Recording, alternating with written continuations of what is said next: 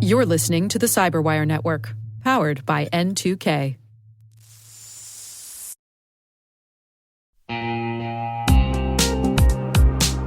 When cyber threats strike, minutes matter. Booz Allen brings the same battle-tested expertise trusted to protect national security to defend today's leading global organizations. They safeguard their data, strengthen enterprise resilience, and mobilize in minutes across energy, healthcare, financial services, and manufacturing. Their teams don't just respond, they anticipate, outthink, and stay ahead of evolving threats. This is powerful protection for commercial leaders, only from Booz Allen. See how your organization can prepare today at boozallen.com/commercial.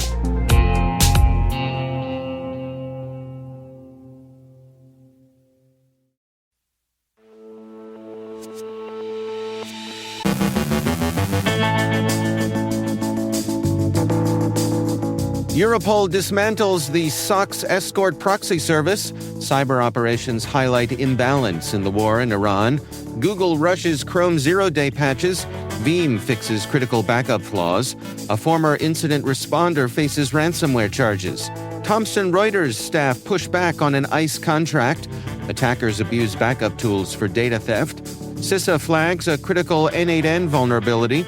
Maria Varmazis is joined by Jack Bialik, engineer and author, to discuss the hidden risks of a fully digital society and talk about his book, In Lost in Time, Our Forgotten and Vanishing Knowledge. And a phony photo fuels a phantom flight fiasco.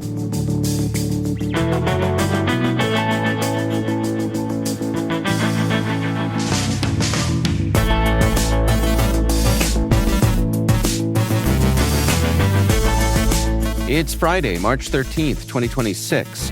I'm Dave Bittner, and this is your CyberWire Intel Briefing.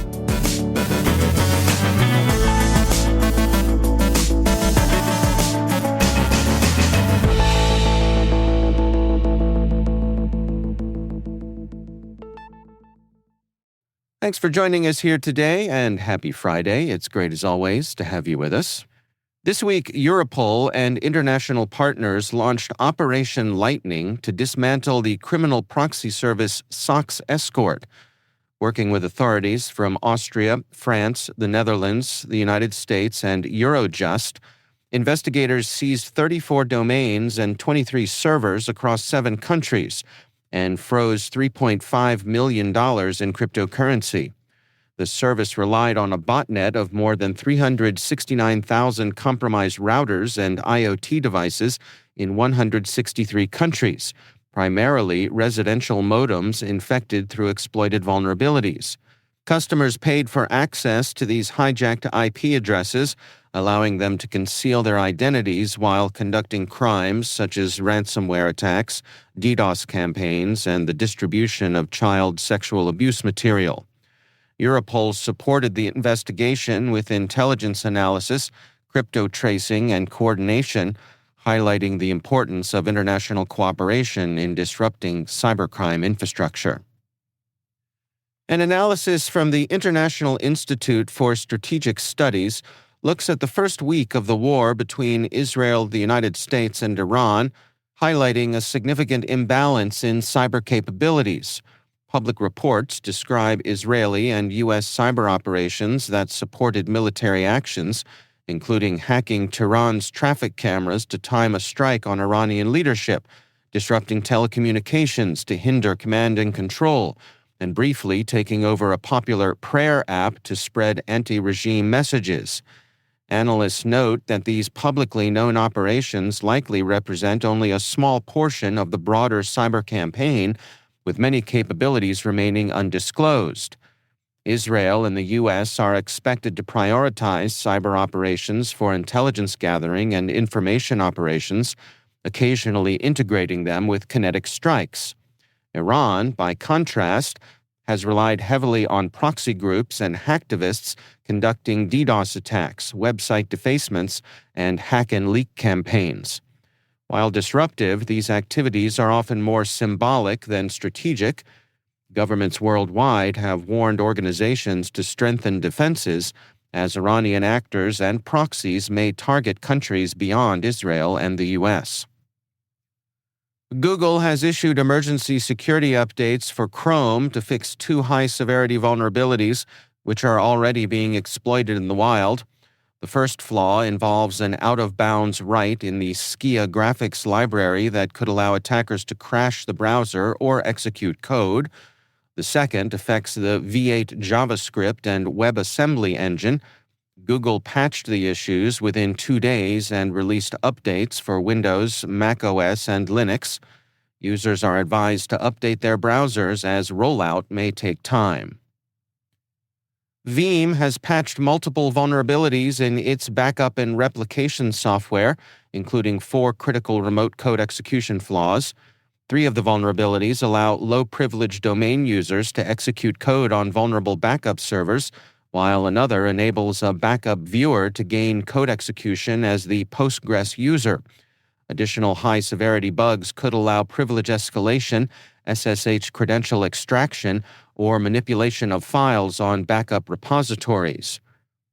Veeam urges administrators to update quickly, as backup servers are frequent ransomware targets, and attackers often reverse engineer patches to exploit unpatched systems. The U.S. Department of Justice has charged Angelo Martino, a former employee of an incident response firm, for allegedly participating in a ransomware extortion scheme linked to the Black Cat Group.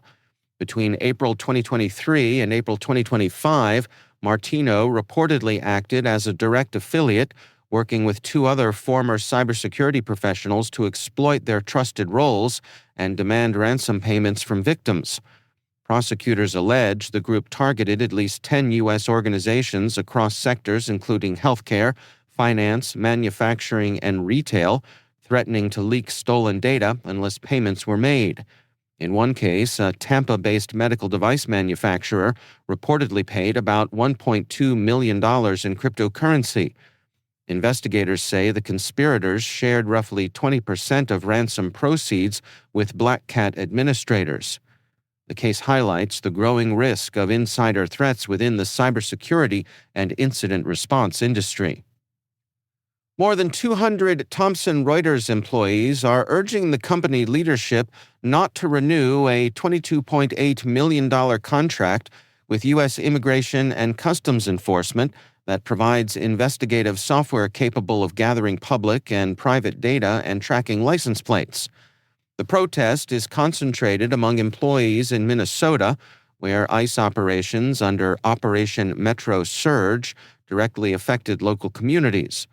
Workers say arrests, intimidation, and violence linked to enforcement actions have made the issue personal, prompting concerns that the company's tools could be used to identify or harass individuals. The internal push gained momentum after an online post listed companies working with ICE, sparking internal discussions and organizing among staff. Thomson Reuters said it supports investigations related to national security and public safety while maintaining safeguards to ensure lawful use of its products. Employee groups and some shareholders are calling for stronger human rights oversight. Huntress SOC analysts investigated a ransomware incident in which attackers used the backup tool Restic to stage and exfiltrate data before deploying Ink ransomware. The threat actor accessed a compromised endpoint in February, mapped a network share, elevated privileges with PS exec, and created a scheduled task to execute a PowerShell script. The script configured AWS credentials and a Wasabi S3 repository, then ran a renamed copy of Restic to back up selected files for exfiltration. Limited visibility hindered early detection because the Huntress agent was not fully deployed and the victim lacked a SIM system. On the 25th of February, the attacker removed security tools, disabled Windows Defender, and launched the ransomware. Analysts noted similar activity in an earlier February incident and referenced comparable findings reported by Cyber Centaurs, suggesting a repeatable attacker technique. CISA has added a critical remote code execution vulnerability in the open-source workflow automation platform N8N to its known exploited vulnerabilities catalog. The flaw allows authenticated attackers to execute arbitrary code with the same privileges as the N8N process, potentially leading to full system compromise. The vulnerability affects multiple versions. Proof-of-concept exploits show attackers can abuse JavaScript expressions in workflows to run system commands. Federal agencies must patch the issue by March 25th. Researchers previously identified over 100,000 potentially exposed instances, with tens of thousands still vulnerable earlier this year.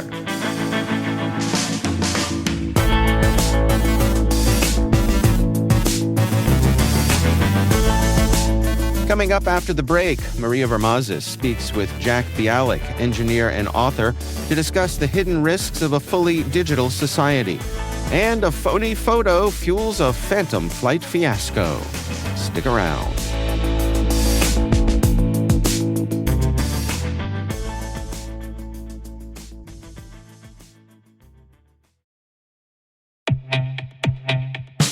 AI is changing how enterprises operate and how they stay protected. It's time to eliminate risk and protect innovation. From March 23rd through the 26th, join Trend AI for actionable AI security insights. Catch impactful sessions at RSAC, then unwind and grab a bite at their lounge in Trapesueño.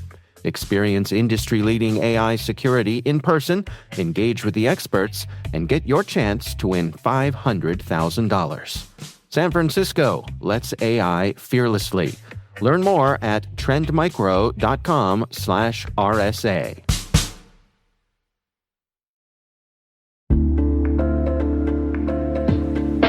If you're defending a network today, there's a simple question worth asking. What does the attacker see when they look at your organization? Nordstellar helps answer that.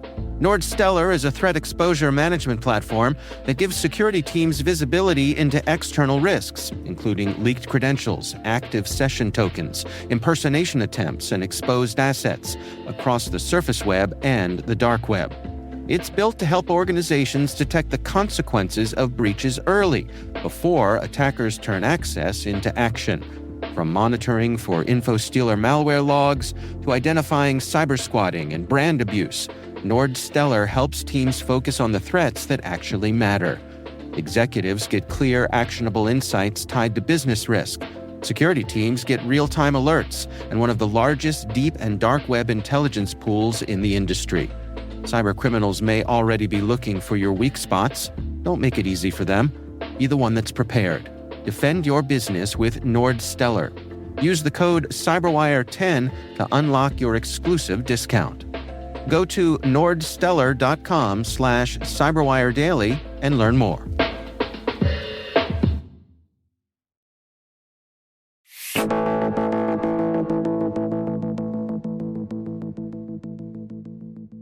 Jack R. Bialik is an engineer and author.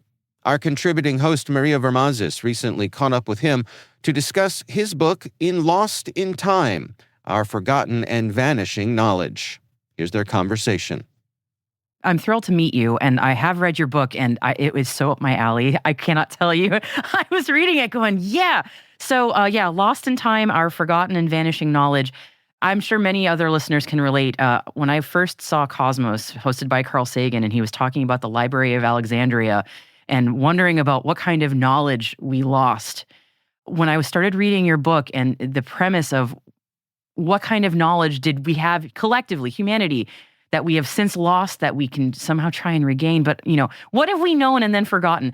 It is profoundly well-researched. I just have to say that. The depth of knowledge that you have in here is quite incredible. Yeah. Tell me about what motivated you to write this, because this is not something someone casually walks into. Yeah. So, like I mentioned, I was doing a lot of research. I spent a lot of time collecting this knowledge. And, there are so many examples of things that we've done 2,000 years ago or more, some 4,000, 5,000 years ago, that just span the range of technologies and what do I want to say, inventions, I guess is the right word. Cataract surgery we did over 2,000 years ago, 4,000 years ago. chrome and metallurgy, batteries 2,000 years ago, computers 2,000 years ago, toilets and plumbing 5,000 years ago, vending machines over 2,000 years ago, cranial surgery, all kinds of things. And so what happened was I started putting this information together. I said, wow, we did all this stuff in antiquity, and now we're doing it again. What happened? I mean, what was the impetus behind this? Why did this happen? And so I started thinking about, well, what's the point? So here's all these things. Yeah, so here it is. And here we are in the digital age, and we're saving information. And I said, wow, what are we doing to ourselves now? Are we doing something or not doing something that we're going to eventually end up losing what we have today? If we take a look at it, just start out way back, thousands of years ago, we wrote on stone tablets. Of course, that's lasted forever. It's not very data density, rich, but it lasts a long time. Then we moved to papyrus, and then, paper, and then maybe microfiche and, magnetic media and so on. And now we're using, SSD drives and thumb drives or USB drives, whatever you want to call. Although the data density is huge, is tremendous, the lifespan has gotten shorter and shorter and shorter. The other day, I was trying to find some pictures, and I pulled up 8 USB drives, trying to find a picture from, 8 years ago or something, and only 6 of them worked. How long does your computer work for? Not that long. And something goes, it's electronics, something's going to fail. So that's the point of the book, really, and that was the reason to write it, was to raise awareness to everyone. I mean, if you have something important, think about where you're going to put it. Maybe use redundant copies. Maybe put it in multiple places if it's important for future generations to access it. So we tend not to think about it, is really the point. Yeah, until it's often an overwhelming problem. Or that what you just said, I think touches on, for so many of us, not just our professional lives, but also our personal lives, in terms of, as I was reading your book, I could just think of, and I was getting to when I got to the part of the book where you were talking about the sheer volume of information that we in more modern times have generated and where that's all going. I can just think of so many examples of that, where photo morgues from newspapers, where these are huge catalogs of local photos that people are trying to figure out what to do with, and these are just decades of data. But it becomes a resource issue of who's going to manage this, who's going to catalog all this, what kind of formats are going to last, how can it be easily searchable? I mean, it is an overwhelming problem. It really is. And I don't know that we're spending enough time thinking about it. We're spending time thinking about, how can we save the information? How much can we put here? Maybe reliability is also part of it, making sure that it's reliable and accessible for a certain amount of time. But some of our devices, I was looking it up just recently, NAND SSD drives or USB drives, they have a built-in shelf life. I mean, they only work for so long, 5 years, maybe 10. We don't think about it when we're, especially personal, when we're saving something, we don't think about it. So I interviewed the curator at the Computer History Museum near San Francisco. Mm-hmm. And he had something really interesting to say, because they have all these old PCs, Macs, Macintoshes, or Apple computers. And they, use floppy drives for data retention and storage. And he said, well, what they've had to do, because those drives become brittle and they fall apart and they can't read them anymore, they've had to take their computer programs and print them on paper. So it's a little bit like going backwards, what's going on here? We're going to go back to punch cards soon. Yeah. Oh, no. I know. It's like we're bringing it way back. It is such an interesting problem to think about, especially, I know corporations and businesses are always thinking about backups for their intellectual property, but even just on a personal level, things like family photos and videos, I'm sure many people, I know I have had to become a little bit of a family archivist and figure out how do I get those Super 8 videos onto a format that we can now watch, and or now there's a sheer volume of photo and video residing on my smartphone. Who on earth is going to go through all this? Yeah. It's a huge problem even for museums, who have terabytes of pictures and videos and whatever.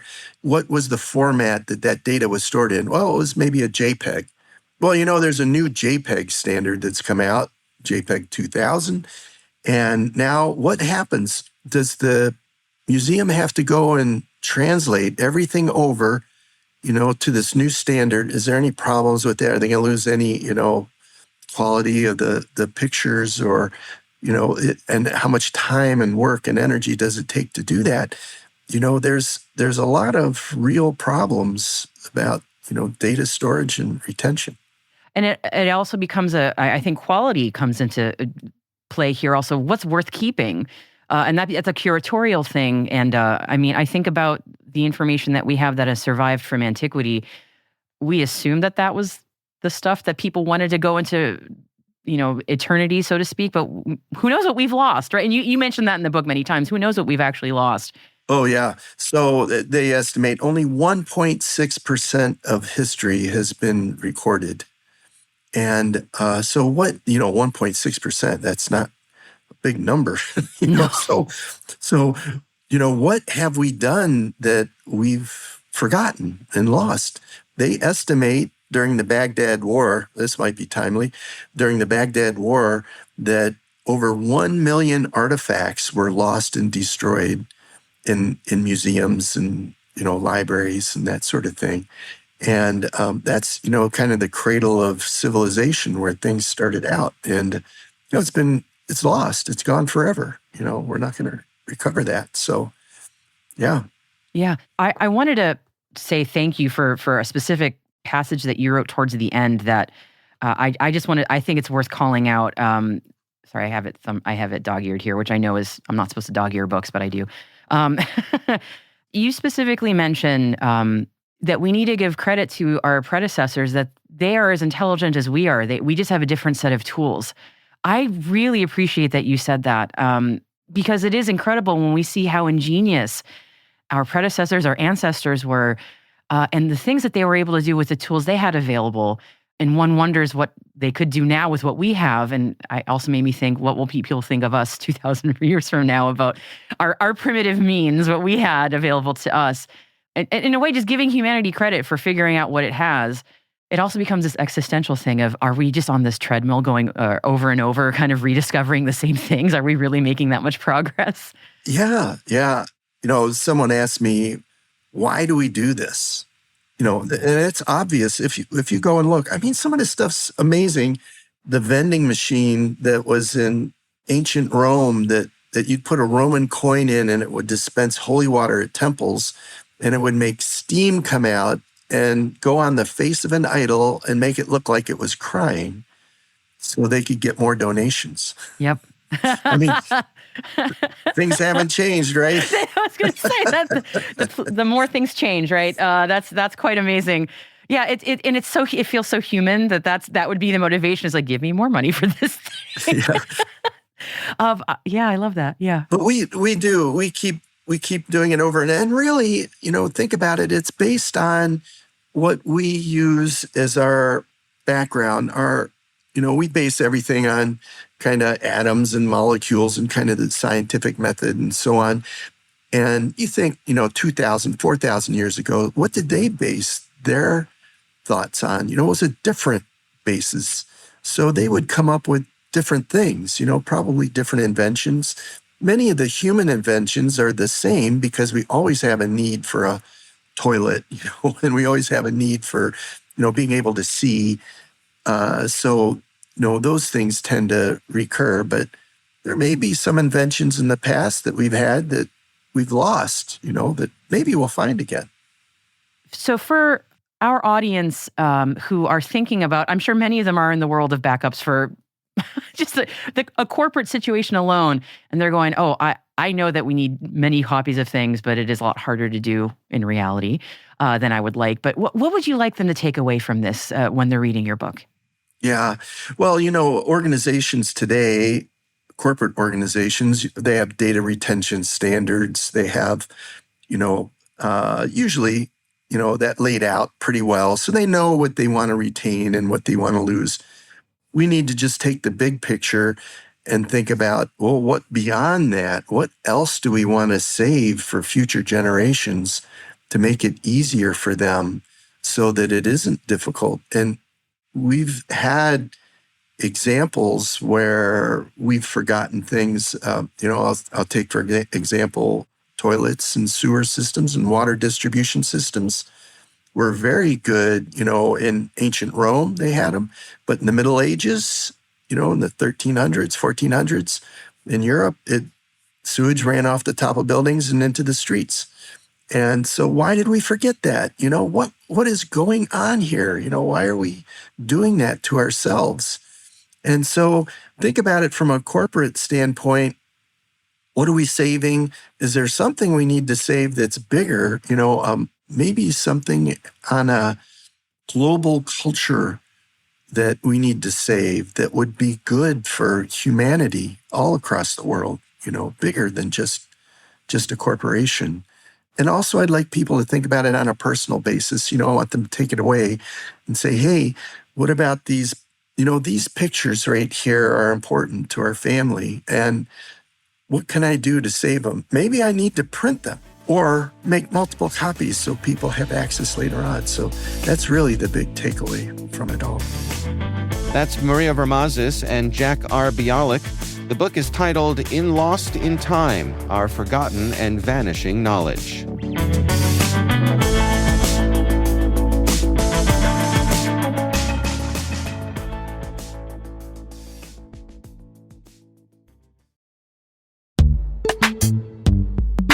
No, it's not your imagination. Risk and regulation really are ramping up, and customers expect proof of security before they'll sign that deal. That's where Vanta comes in. Vanta automates your compliance process and brings compliance, risk, and customer trust together on one AI-powered platform. Whether you're preparing for SOC 2 or managing an enterprise governance, risk, and compliance program, Vanta helps keep you secure and keeps your deals moving. Companies like Ramp and Ryder spend 82% less time on audits with Vanta. That's not just faster compliance, that's more time for growth. Take it from me, if you're thinking about compliance, take the time to check out Vanta. Get started at vanta.com/cyber.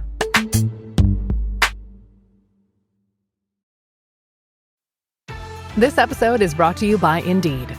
Stop waiting around for the perfect candidate. Instead, use Indeed sponsored jobs to find the right people with the right skills fast. It's a simple way to make sure your listing is the first candidates see.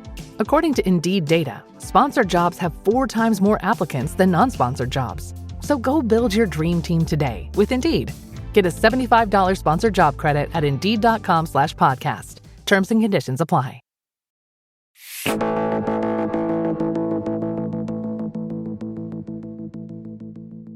And finally, in early March, as Dutch travelers scrambled to leave the Gulf amid rising tensions, De Telegraaf published a hopeful story. A woman in Dubai, Tamara Harima, was reportedly organizing private evacuation flights home. Seats on a chartered Airbus A321 were said to cost €1,600, and demand was apparently brisk. Bellingcat soon took a closer look, and things unraveled rather quickly. Harima's photos showed several telltale signs of generative AI, including distorted objects and architectural details that did not match reality. The supposed evacuation flight also proved elusive. Flight tracking data showed no Airbus A321 departing Muscat for the Netherlands on the dates mentioned. After Bellingcat raised questions, the newspaper quietly removed the image, noting it likely failed to meet journalistic standards. The interview remains online, leaving readers with a curious modern mystery, a humanitarian flight effort that may have existed mainly in pixels and good intentions.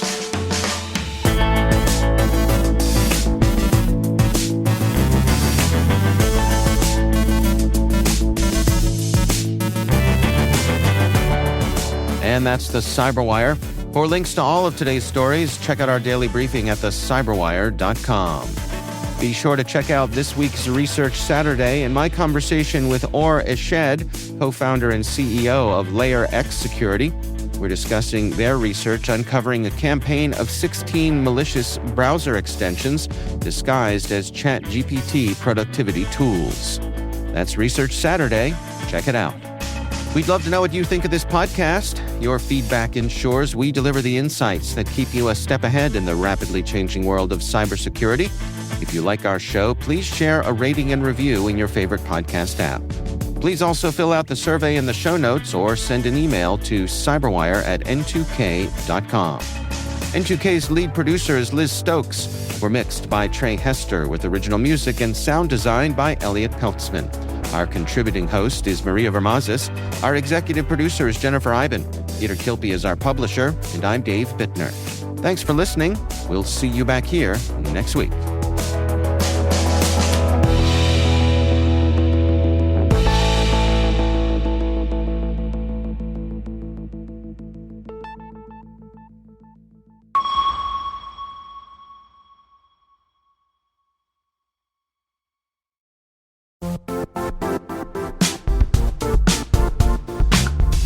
If you only attend one cybersecurity conference this year, make it RSAC 2026.